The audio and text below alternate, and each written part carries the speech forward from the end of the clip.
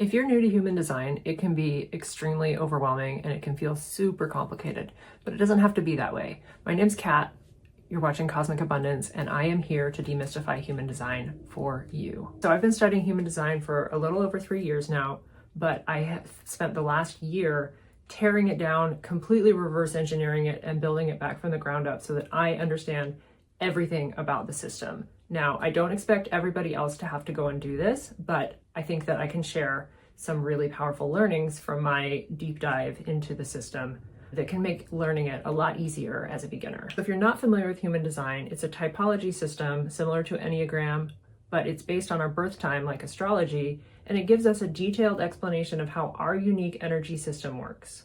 Now, please, if this is your first time hearing about human design, do not go out and Google it because there is so much information out there and most of it is not good. Instead, watch this video through to the end and subscribe to my channel because I'm going to be coming out with new videos that will totally demystify human design for you as a beginner and show you how to use it in order to make positive changes in your life. So here are the top 5 things I wish I'd known when I started learning human design. So the first thing that I wish I'd known when I first started learning human design is that it's an experiment. It's a set of rules and it's a framework of how energy could work for you, but it's very personalized and it's dependent on you. You are unique. You have a different energy body than anybody else in the world, and human design can tell you where your energy flows more freely and where it might get blocked more often. So what that means that it's an experiment is that you need to learn a little bit about your chart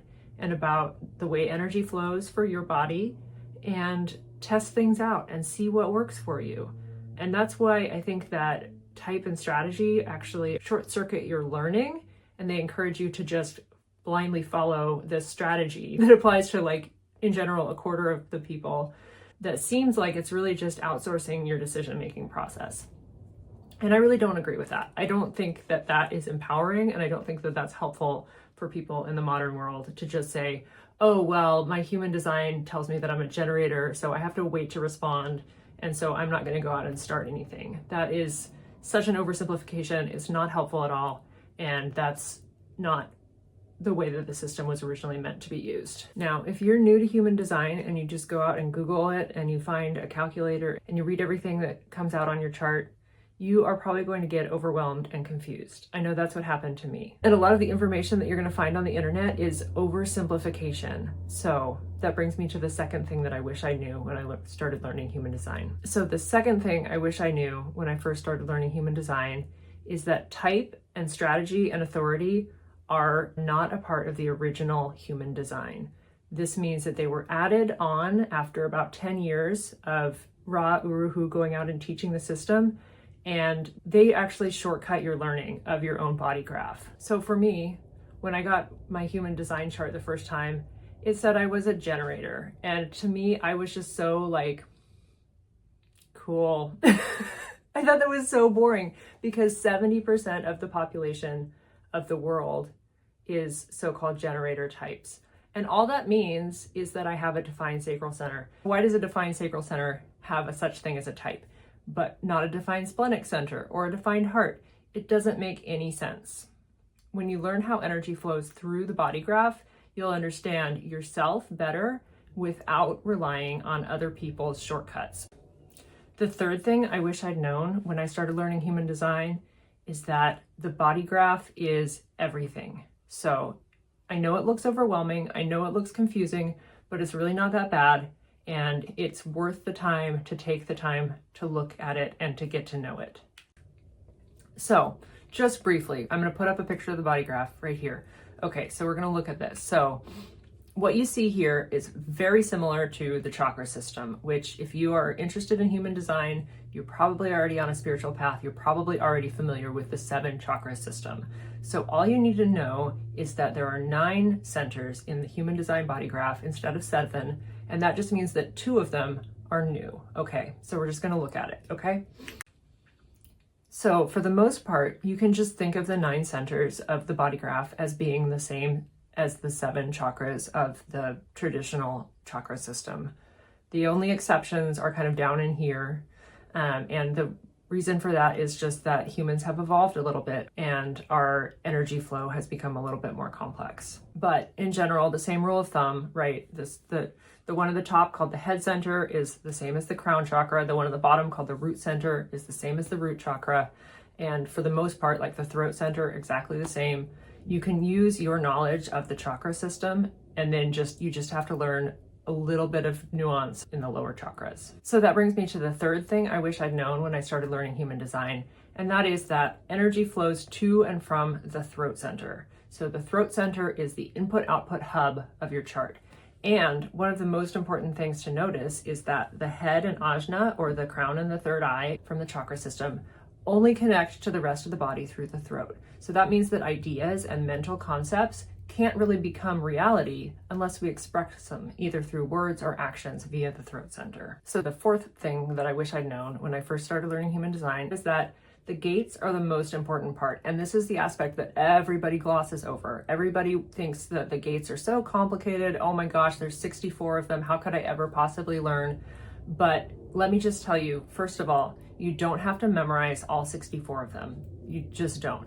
Second of all, they work as a pattern. The gates are based on the 64 hexagrams of the I Ching, which is an ancient system of divination that has been with us for 5,000 years, comes to us from ancient China. It's a system of binary code, ones and zeros, yins and yangs, and there's absolutely a pattern to it. And if you look at the hexagram and you get to know them, you can start to figure out what they mean for yourself. And if you're still a little overwhelmed at thinking that you have to memorize them, don't worry, because I wrote a book called Guide to the Gates to help me learn this system. So this book has every piece of information about the gate that you would need in a single place on one page.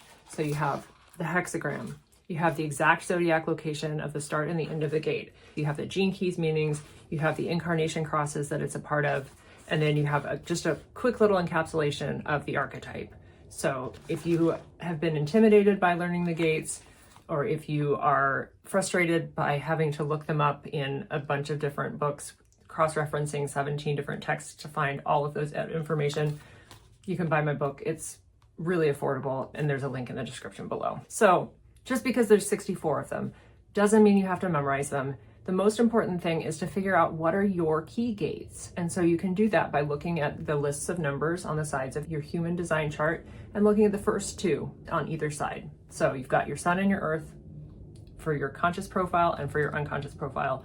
Those 4 gates form your incarnation cross, and those are the most important gates for you. So you can start to learn, like, when is the sun in these gates?